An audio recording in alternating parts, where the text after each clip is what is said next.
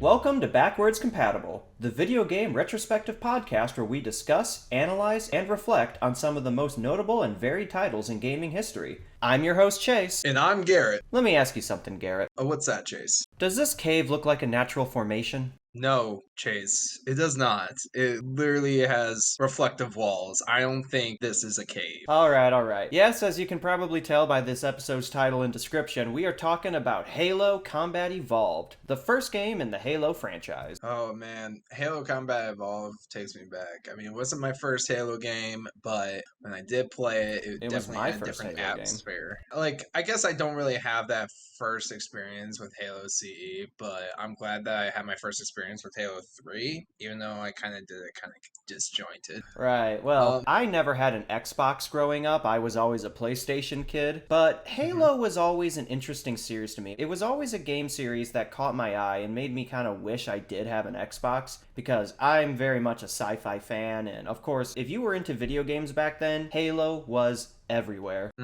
Halo was everything that we ever wanted in a sci-fi fantasy, especially with the mechanics that it came out with. I think it definitely shaped 3D shooters. And while I never did have an Xbox myself, I knew plenty of other people who did, so growing up, I did get a bit of a hands-on experience with Halo, but was never able to complete a game until a few years ago when you and I went through the Master Chief Collection together. That was pretty fun. Yeah, it was, and we should probably do it again sometime. But for now, let's talk about this lovely game of Combat Evolved. Where it all began. Released on November 15th, 2001 on Xbox, Halo Combat Evolved was developed by Bungie and published by Microsoft.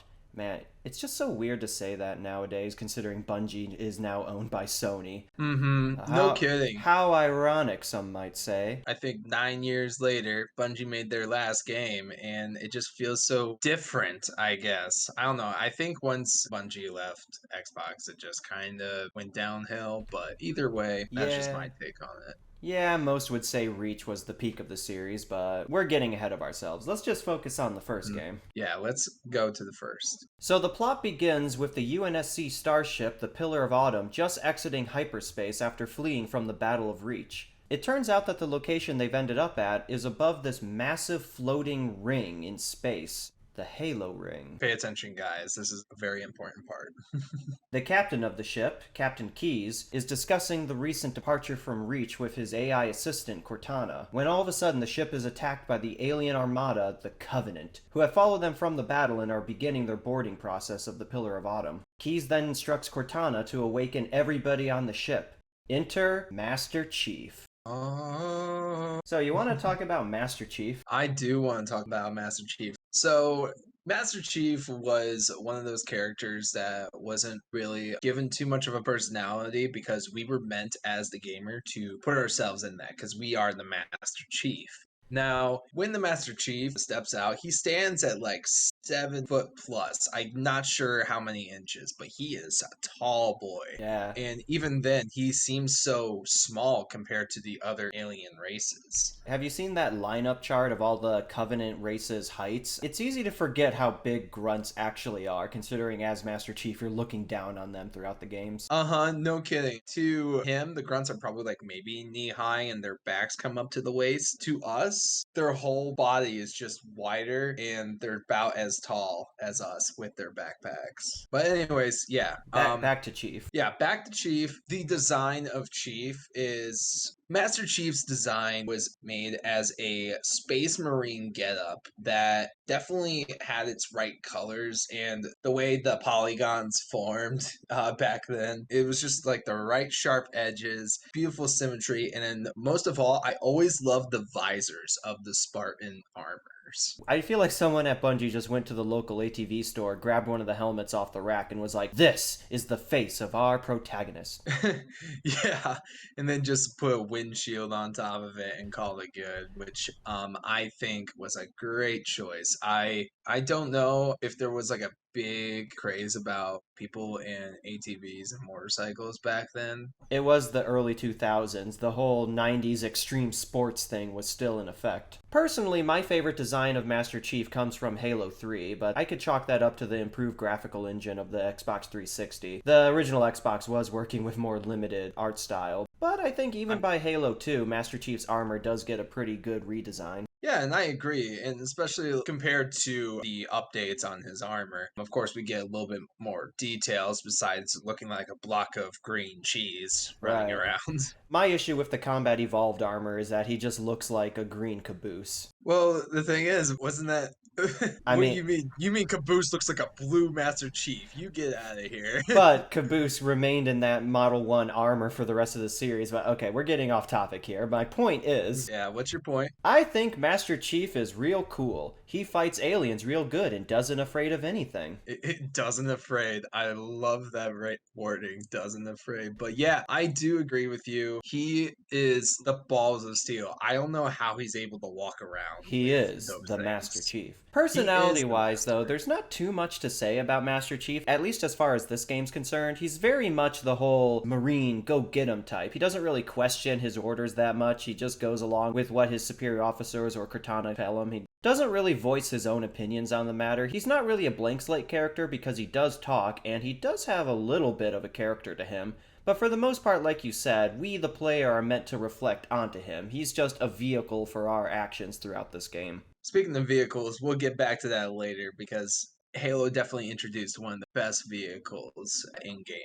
Well, Anyway, best is a little of an odd term. well, I personally think it's best, but we learn about looking up and looking down, which stays with the whole series throughout its years. Every tutorial just starts with Master Chief being told to look to the left, look to the right, look at the lights, now back to me. Like an Old Spice commercial. I like how the tutorial is integrated into the story itself. There's a reason why they're having you look up and down and all around and how to perform basic combat actions. It's because Chief just woke up from chrono sleep and the crew is trying to restabilize his systems and everything. Check that he's all healthy and good to go. Yeah, we don't want to send Master Chief in with a cold or a rickety neck. I can't imagine, like, speaking of a crookedy neck, I can't imagine sleeping in that cold pod. Well, he was in the space armor for the whole duration, so I imagine he was kept at fairly good temperature. Yeah, I Couldn't have just been mean, comfortable, but I don't think Chief is one to complain. yeah, but you never know. Maybe there might have been something in that suit that's like a pillow. It might be pretty cushiony down inside the suit. Anyways, so The Covenant board.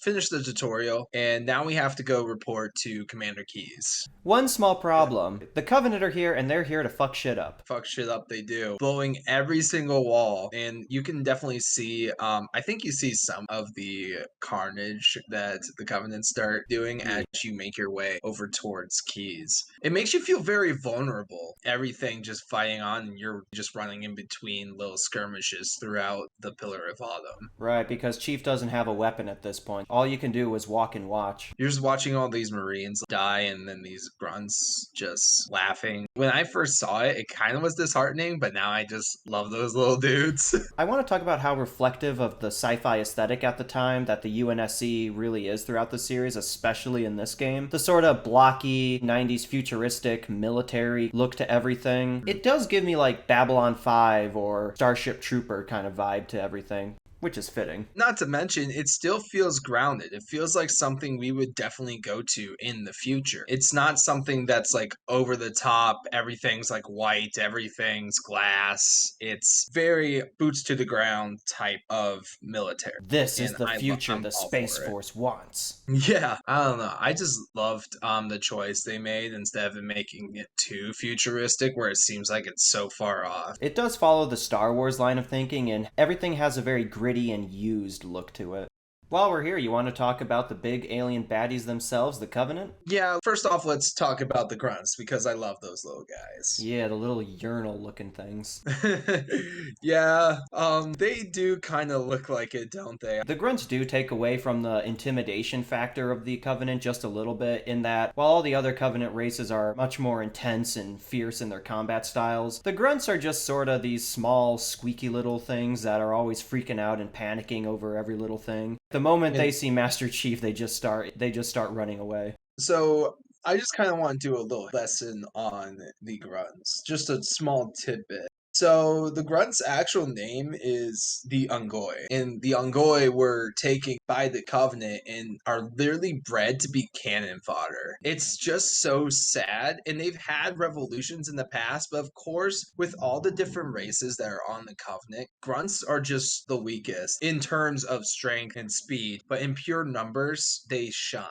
It's kind of disheartening, the treatment of the Ungoi, and I think they do deserve some respect because they were taken against their will. The mask that they wear is, I believe it's a methane gas that they inhale because that's what comes from their planet. If you take off that mask, which in later series there's assassinations that are introduced, you take off that mask and they're dead.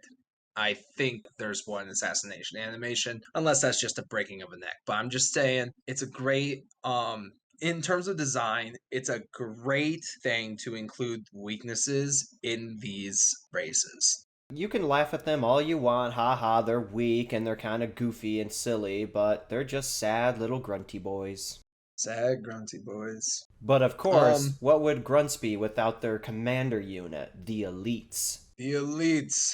Oh man. Do you see their design? They look so warrior like. Exactly. I think design-wise, the elites are my favorite of the Covenant species. They just look so cool with their split-open predator-like mouths and their sleek armor. Not to mention that they have one of my favorite Covenant weapons, the plasma rifle, as their default. The elites, also known as the Sangheili, are very Nerd. strong. But hey, stop it. Look, I know, okay? I'm just kind of nerding out on this, but it's just so amazing how in-depth this is cuz the Sangheili are probably one of my favorite races, to be honest. They're just strong, proud, and intelligent warriors. They do not mess around. They will roundhouse kick you into the wall. Like, I don't know how many times I probably died to a elite turning around and hammer kicking me into the floor. Let me tell you, elites are those shields that the elites have are so annoying because it takes like a full clip of the assault rifle's ammo just to get their shields down, at least on the difficulty I was playing on. And then you still have their normal Yeah. health where they just charge at you. Yeah, they just get pissed off and they're like, all right, fuck this. And then just try to choke slam you. Waka It's so bark great. bark. Bark, bark, Ark, bark. ark, ark. Now, granted, And I feel like half of the reason I respect the elites as much as I do is solely due to the Arbiter, but that's a later discussion. that will be a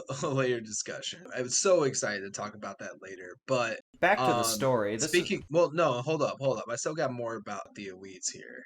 So with the elites, they were one of the founding races of the Covenant. They joined the, well, we'll call them prophets. Basically, the race of the prophets, which my mind is blanking on in the Sangheli. They sort of had a war on Sanghelios, and they had a war on Sanghelios, and they eventually came to an agreement to put their differences aside and create the Covenant. Prophet race, I think, is still strong, but they definitely have more of a grasp of power. Still, the elites I find the most respectable of all the races. Back to the story, we're running through this, avoiding all these plasma bolts and all these bullets, seeing our fellow comrades in trouble. We get to the bridge, and Captain Keyes is there with our second pro tag, Cortana. Let's talk about Cortana, the second most iconic character of the Halo franchise. We gotta give props to the voice actress, Jen Taylor, because she is carrying the performances in this game. No kidding. The way she makes Katana into this being of AI Did you and just say still Katana? feeling Cortana. Fuck. Right. This is Cortana. I would not recommend getting sliced by her blade. Oh my Anyway, God. anyway. Yeah, Cortana, the way she portrays Cortana is just perfect. The balance between her seeming robotic, but having that to sound human so that people will feel at ease around her. It's just perfect. I mean, no offense to Steve Downes, I think his portrayal of Master Chief is really well done. It's just that Chief is much more of the stoic and reserved type, you know, so he's not exactly taking the lead when it comes to the game's dialogue. Yeah, Cortana, I mean, on one hand, she is a very well written and very respectable character. On the other hand, why is she naked, though? Yeah, I know. Like she could have Although, for this game, in the first game, Cortana's design definitely looks a bit awkward compared to her later depictions. she's green. Yeah, Cortana's model in this game is not the Cortana we all know and love. Still though, I personally loved because like when I played the remastered collection, I just went back to the old graphics because I love those better, to be honest, for the game. And it definitely took me a little bit to get back Cortana being green. I had to get used to that again, and it was hard at first, but I just love that character a lot. Yeah, I agree. I think Cortana is the anchor of the Halo franchise. Like, yeah, Chief is the big badass space marine that we all want to be, but Cortana's the companion, the friend that we all wish we really had, you know? She's sticking with Chief through thick and thin. As she says when she gets put into Chief's helmet for the first time, remember, there's two of us in here now. Now, admittedly, in this game, there's not too much to say about her personality, but as the later games dive into her character and her history, she is not just a simple little AI assistant. She is a fleshed out being. She is for lack of a better term, a real person. And no offense to Chief, I do think the later games give Chief enough to work with, but for the most part, it's Cortana that is the well rounded three dimensional character. She's snarky, she's quick on her feet, she's always bailing Chief's ass out when he's getting into trouble or in over his head. I think that Chief is really lucky that Cortana decided to. Well, she didn't really decide. She was more ordered, but was willing to work with Chief. They are battlefield comrades. Now, speaking of camaraderie, in this level, the Pillar of Autumn, this is where we kind of see that banter first take flight. But first, Captain Keyes gives us a lowdown on the situation. Covenant are attacking, and the Pillar of Autumn is not going to last. He's going to crash land it into the ring, and we need to get to escape pod before it happens. He sends us off, and now we're back into the fight. Do we pick a pistol off the ground? Like, this is off the No, record. Do I we pick think Keys gives you. Okay. Yeah, Keeves gives us our first weapon, the pistol. The god loving pistol that just wrecks everything. Yeah, the pistol is really overpowered in this game, especially. You can just headshot an elite in 2 to 3 bullets. You would think the assault rifle would be better considering the fire rate, and it's literally said assault rifle, so you would think it would use something of a higher caliber. But I don't know what that pistol is packing, but it's packing some hard stuff. So in Halo, you can only have 2 weapons equipped at a time. What was your favorite 2 weapons to have? Like, what was your go-to loadout? For me, I really like the symphony that the assault rifle and shotgun duet have. But I also do like the assault rifle and plasma rifle. Okay. I would say my personal favorite was definitely the shotgun and the energy sword. Because, oh shit, You they can't, didn't even yeah, have that. it's Fuck. the It elites was have it, definitely but the you can't. shotgun.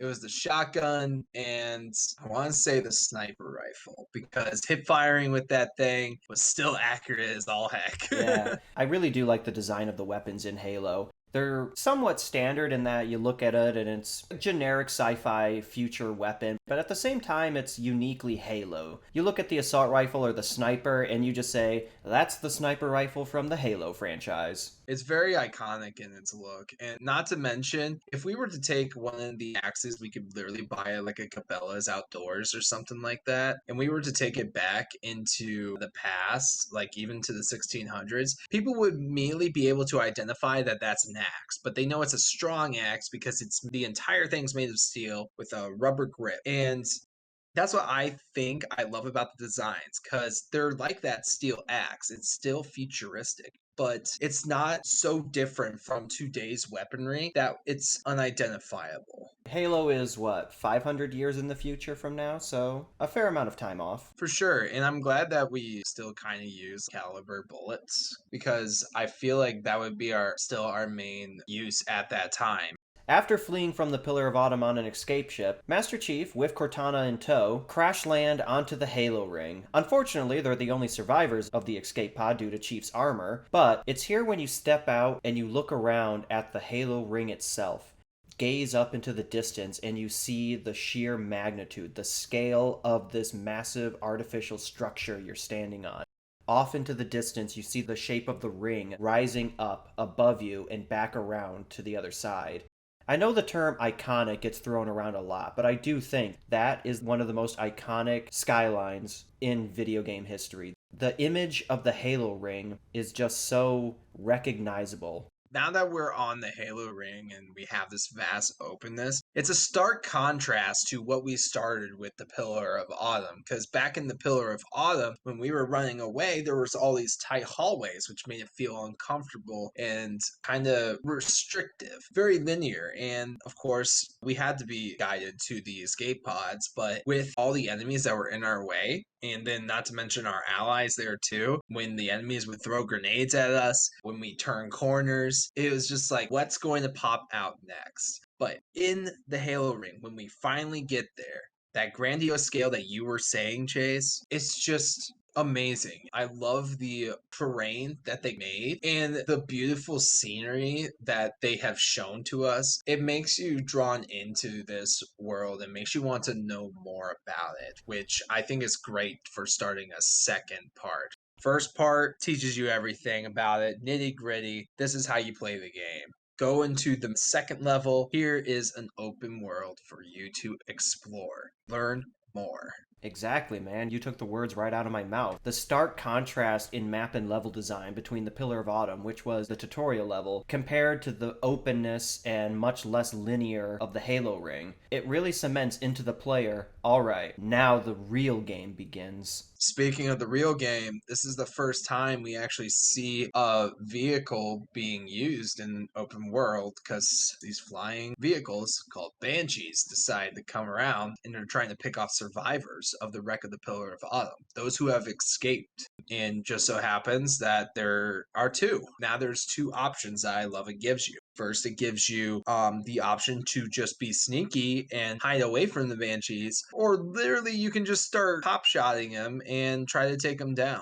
The Halo series does give you a fair amount of options when it comes to tactical combat. Speaking of which, as you pass these Banshees, you then start to meet your first Covenant at the top of the hill. When it comes to gameplay, the Halo series didn't necessarily rock the boat too much as far as first person shooter games are concerned. Keep in mind, around this time, we've already had games like Half-Life or System Shock that were really pushing the boundary as far as narrative was going. But I think the Halo series, what it did bring to the table was a much more refined and well-polished console variant of first-person shooting gameplay mechanics. We've had FPS games on consoles before, GoldenEye, Turok on the N64, and of course Doom was ported to every system imaginable. You could run that thing on a potato with a battery if you wanted to. But with Halo, it's much more in the moment. You can only use 2 weapons at a time. You can't cycle through a weapon wheel, so you have to pick your 2 favorites or what is more practical for that situation. You can chalk grenades to take out a large amount of enemies, but the Covenant AI, which was fairly advanced for the time, they will jump out of the way of grenades. If you try to focus in on them, they will seek cover and run away from where you're aiming at. They will try to outflank you, and in some cases, grunts, they'll just take a couple of plasma grenades in both their hands and try to suicide bomb you, which most times fails. And it's very hilarious too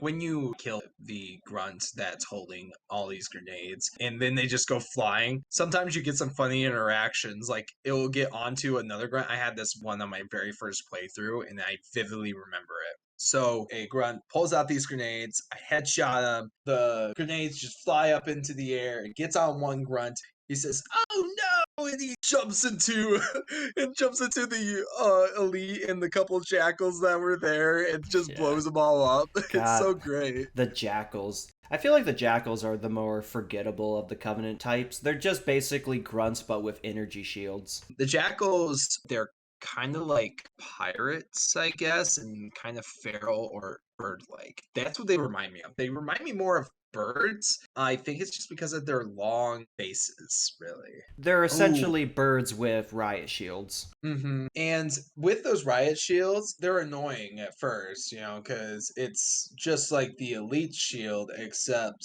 it's an actual physical shield. So you can get around it. You can flank them, or most of the time, how I deal with them is that there's a little slot in the shield where they'll like kind of point out their plasma pistol or needler. By the way, the needler is an awesome weapon. I think that's my second favorite Covenant weapon. I do not want to get hit in the face with one of those things. And dude, it's so annoying when you die from it. It's just like they're so slow, but they track your movement. Right.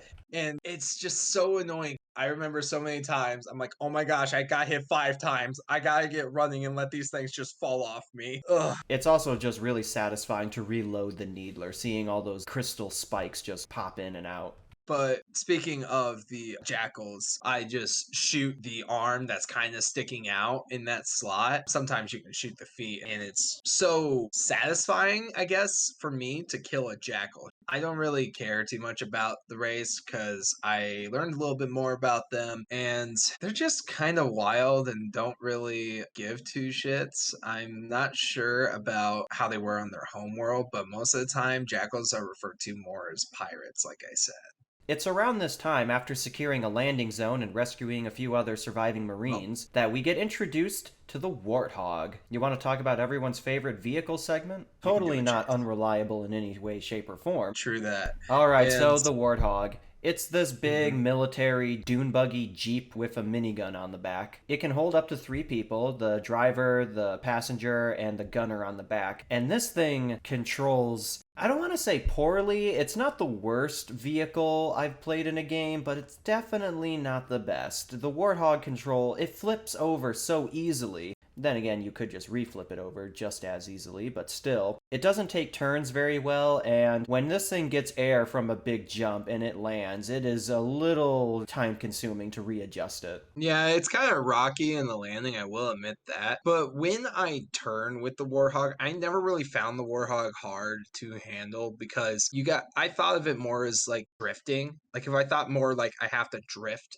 into turning, it's easier to control. But I will say on the straights, if like grenade goes off like maybe 15 feet away, it's so hard to recover from that. The whole tail just like spins and it just doesn't want to work with you.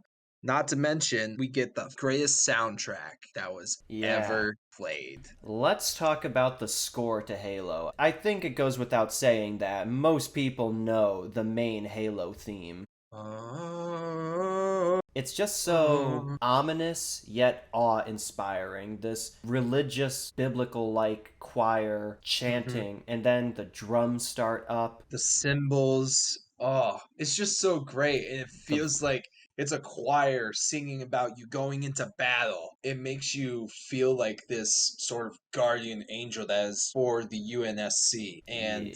because, Master Chief is like that. The music for the game was composed by Martin O'Donnell and Michael Salvatore. I think that's how you pronounce it. Salvatore. Yeah, Salvatore. They did a phenomenal job when it came to the score for this game. A lot of the tracks really capture that sort of primordial, not necessarily primitive type of vibe. The music does harken back to a more ancient time. How far back does the Halo ring go? What is the history of these alien races? What is humanity's part in all of this that is taking place? That sort of thing. And I think the music does sell that very well. It's so great and it's so good. It's It gives me goosebumps, does it? it invokes a sense of alien but also familiarity. It is played with earth instruments. Quiet So, you, what? Mr. um, Technicality. oh my gosh, I'm sorry. Yeah, anyway, we then start driving and we get the da da da da da da da da da da da da. We can drive quite a ways in this open area that we're at, but the main focal point is down below. Chief, I don't think this tunnel is natural. It looks like it was built. Well, no shit. Oh Right. god, I love that line so much. It's so dumb, but it's so good. Of course, it doesn't take long for Chief and Cortana to realize that there's something a little off about this whole alien structure floating through space. It's not natural at all. There's an entire underground system of artificial structures and buildings and tunnels. Clearly, this ring has some sort of larger purpose. It's not just there to look pretty. With all the highways and stuff, it makes it seem like something or some race was living there, which makes it feel a little bit eerie. Kind of makes it feel like a graveyard at some points. So the plot at this point essentially boils down to Chief running around the Halo ring, picking up as many survivors from the Pillar of Autumn as he can, trying to rally enough troops in order to strike back against the Covenant who are hunting them down all across the ring. Eventually, Chief and Cortana fight their way into the ring's control room, which is this citadel-like structure in the middle of a winter canyon. This is where I felt the Wait, game's difficulty spiked. It's during these levels that we do get the chance to take control of the Scorpion tank, my actual favorite vehicle segments in the game. oh god,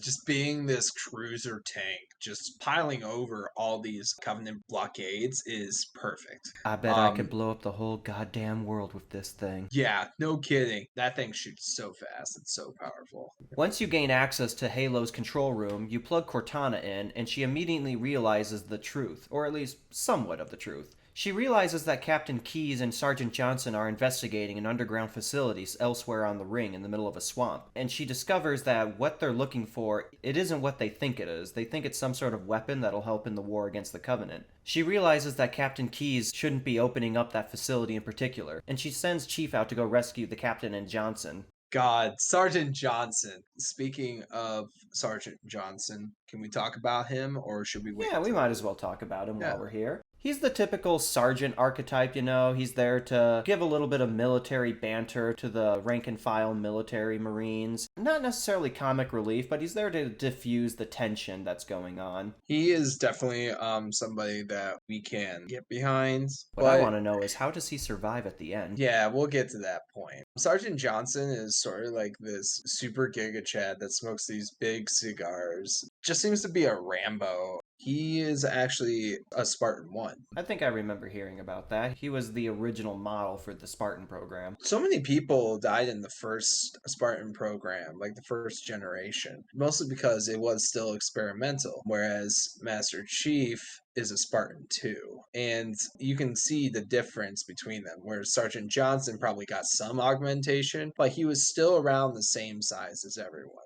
Sergeant Johnson can lead an army through a battle. You know, he's like one of those types. Back to the story. This is where the game's tone takes a turn. Up to this point, it's been a fairly typical military sci-fi shooter, fight through the aliens, gather up your comrades, all that. But now, at this point, you find yourself alone away from Cortana in the middle of a dark swamp. And this swamp has great atmosphere, I will tell you that. Yeah. It makes you feel, it made me scared as a kid when I first played this game. I think I still get those creepy vibes today. It was when I learned that we have a flashlight. Up to this point, the Halo Ring's terrain and environments have mostly been tropical, rocky mountain beaches. We're in a creepy swamp, but there's also a surprisingly low number of Covenant forces at this section. The fight to the control room, you had to cut through large squads of Covenant forces of elites, grunts, jackals, hunters. They got wraiths and banshees with them. And now there's just only a few small groups of jackals and grunts. Chief fights his way to the facility where Keyes and Johnson entered, and going through this underground facility, you realize how everything's just a little bit off. All the Covenant forces, they're not concerned with keeping you out, they're more concerned with keeping something in. The deeper you go in, the more eerie it feels. As you open each door, you discover more bodies of Covenant. And you find a discarded helmet from one of the dead Marines. Chief picks it up, and he accesses the helmet's black box recordings, and this is when we briefly get treated to a horror movie segment. We're in the perspective of Jenkins. And Jenkins Private Jenkins. Private Jenkins and his crew are sitting in the Pelican. I like to point out that they're listening to old rock music, and they're like, "Aw, Sarge, why we gotta listen to all this old crap?" They work their way down the facility. They get to the entrance, eventually get into the same corridor as you are in this bunker. Then they start hearing these scuttering noises. And this is where we get introduced to the other main threat of the game, the Flood. The Flood. Let's talk about the Flood real quick, because this is the first time we actually get to see them. By the way, this is when the recording kind of shuts off. Everyone just gets swarmed by this Flood. Keyes and Johnson are presumed dead, and now Chief has to fight his way back up to the top of the facility as the Flood are, well, flooding around him. I love that they decided to make him squid-like in appearance. Don't you agree? Yeah, they're basically zombie fungus squid looking things. They kind of remind me of the headcrab zombies from Half-Life, but yeah, the Flood are these disgusting parasites that latch on to their hosts and mutate their bodies into these decaying fungal forms. I gotta say, the soundtrack for The Flood perfectly encapsulates the corrupted, skin crawling nature. Their main theme that plays whenever they show up just does such a great job at instilling a sense of paranoia and creeping panic into you. It's a nice blend of both the action and shit's about to get real vibes that the Flood bring with them. There's a few different variants of the Flood forms. There's the big blobby boys that explode when they get close to you. There's the tiny little skittling facehugger types. And then there's the more traditional zombie-likes. And some of them make use of the weapons of their host had. Like the marine zombies will fire assault rifles at you, that sort of thing. Which I think was a great choice. It added a new level of difficulty, a new enemy. They have so many numbers and they swarm you. Sometimes it's hard to keep them back. Unlike the Covenant, they don't rely on their strength or quality, they rely on quantity. Whereas the Covenant will employ cover and tactics in their weaponry, the Flood will just overwhelm you and just get all in your face and try to fuck you up. They try to like get under that helmet. They're trying to see what Chief's face is. It's definitely a change of pace compared to the Covenant up to this point. You've been fighting a mostly understandable,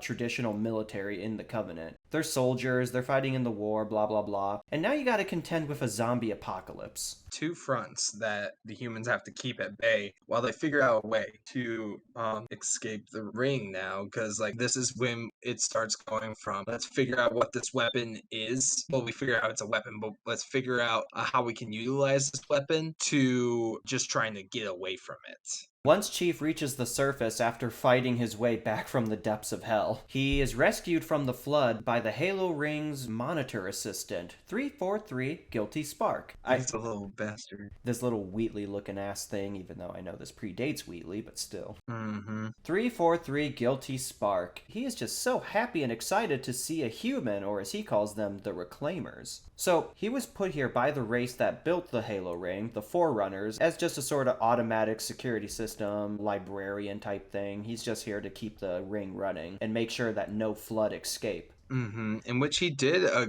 great job until we decided to crash land into the Halo Ring. Yeah, sorry about that. So, Guilty Spark's plan is to bring Chief over to the control area and activate the ring's defenses system to wipe out all the Flood. In doing so, he teleports Chief to a section of the ring called the Library. And God.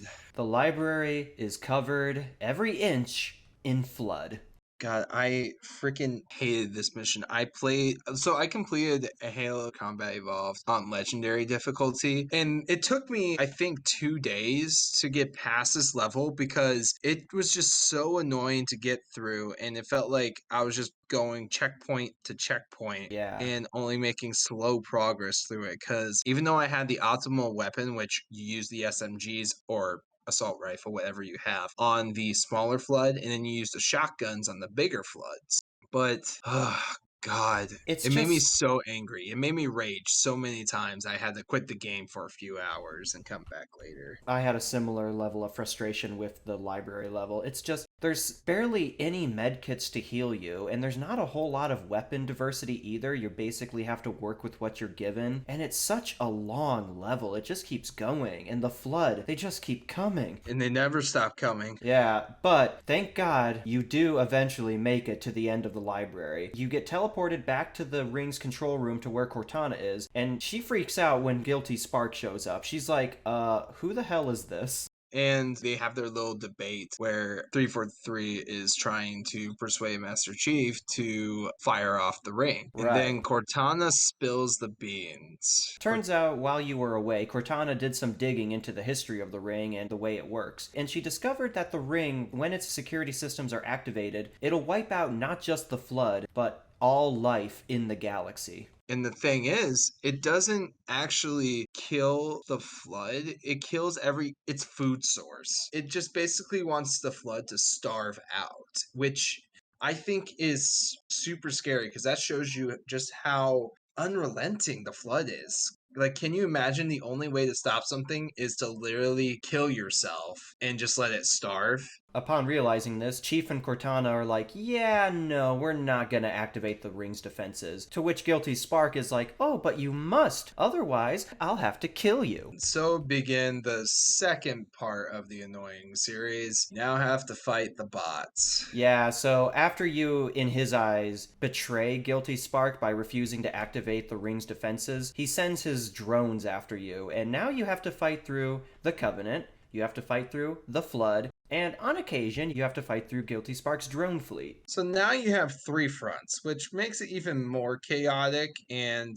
it kind of gave me a headache at first. So I needed time away because I literally just completed the library and now I have to deal with these annoying things. So Cortana hatches up a secondary plan. Instead of activating the ring to destroy the Flood, what if you instead destroy the Pillar of Autumn, which crash landed elsewhere on the ring, and by activating its self-destruct sequence, it'll destroy the entire ring itself, and hopefully everything else on it. Which is a solid plan if you think about it, like a good alternative. Basically, Cortana's plan is to turn the Pillar of Autumn's wreckage into a giant nuke. One small issue, though. In order to activate the ship's self-destruct sequence, you need Captain Keyes' implant codes, which are, unfortunately, inside Captain Keyes' head. And last you saw him, he was getting buried by the Flood. But good thing Cortana is a G, because she manages to find the signal that comes from Captain Keyes' head that Cortana is able to locate. So finding him is not too big of a deal, but now you're leading a squadron into a Covenant ship. Right, because she locates Keyes' signal coming from on board the Covenant flagship. She teleports Chief there instantly, and in a little funny anecdote, she accidentally teleported him upside down, so that was a good chuckle. It was nice to see there's some comedy in there, which I feel definitely balanced out and made the game feel more human. It kind of added to the whole sibling or close friends banter camaraderie between Chief and Cortana. Just a nice little jab. Nice little jab. When you get teleported there, you fight through all kinds of outposts that the Covenant have laid on the path to the ship, which itself is, well, if you're playing legendary difficulty, can be a headache, but really anything on legendary difficulty is a headache. Man, the hunters were really annoying in this one. The cannons definitely did a score on you.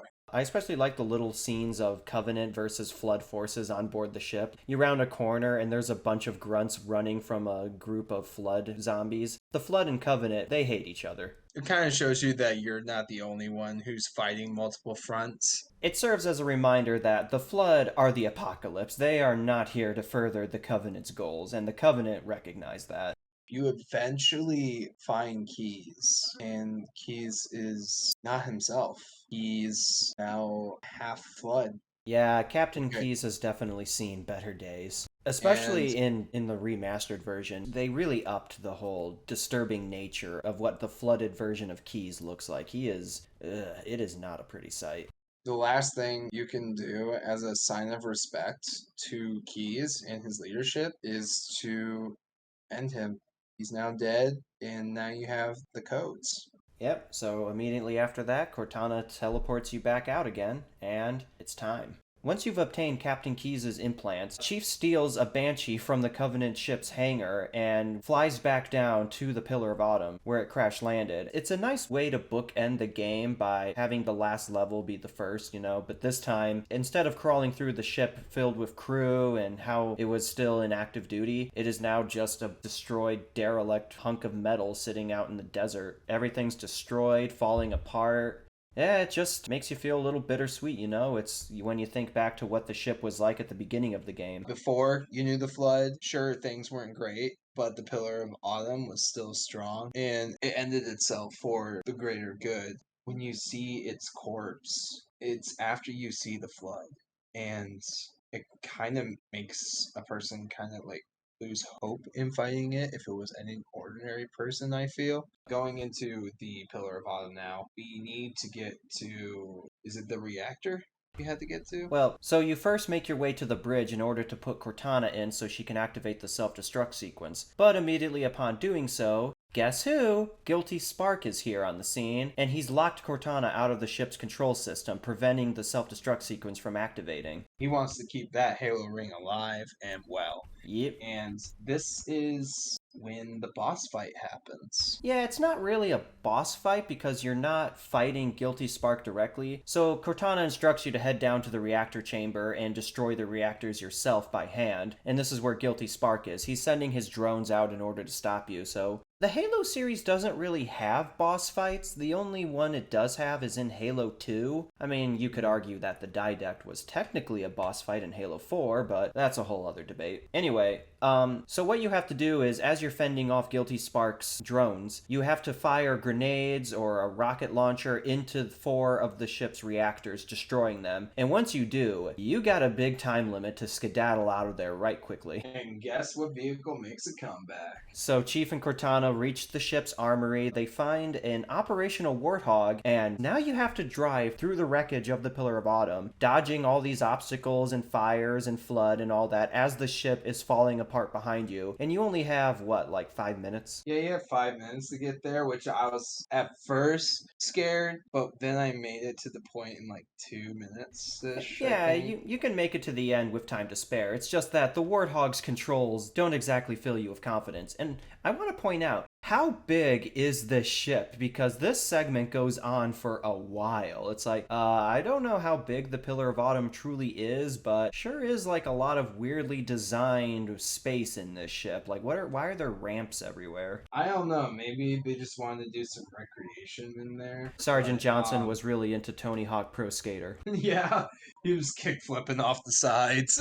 Yeah, but anyway, there's a bit of like a fake out ending sorta where you make it to the halfway point expecting a Pelican ship to come rescue you, but the Covenant are already there and they fend off the ship, so you have to keep going another section. Which I thought was kind of eh. Finally, you reach the hangar, you find a Pelican ship on your own sitting there. Chief and Cortana board it, blast off right as the Pillar of Autumn explodes, destroying a huge chunk of the Halo ring in the process. I really like the destruction sequence of the Halo ring. For the time, it was a pretty well choreographed and animated sequence seeing the ring just fall apart. As far as Combat Evolved is concerned, the story ends with Chief and Cortana drifting through space looking on the wreckage of the Halo ring. And Cortana essentially says, "It's finally over, we did it." And to which Chief retorts, "No, I think we're just getting started." And proceeds to take off his outer helmet covering his inner helmet. Well, we kinda see him make the movement to take his helmet off, but the camera cuts away before we actually see what's underneath his helmet. I always love not seeing his face, you know? But of course, the last few seconds of the end credits show a little Guilty Spark drifting through the cosmos. Wonder what he's up to. And that will be a story for another day. I want to leave the plot summary off with a question.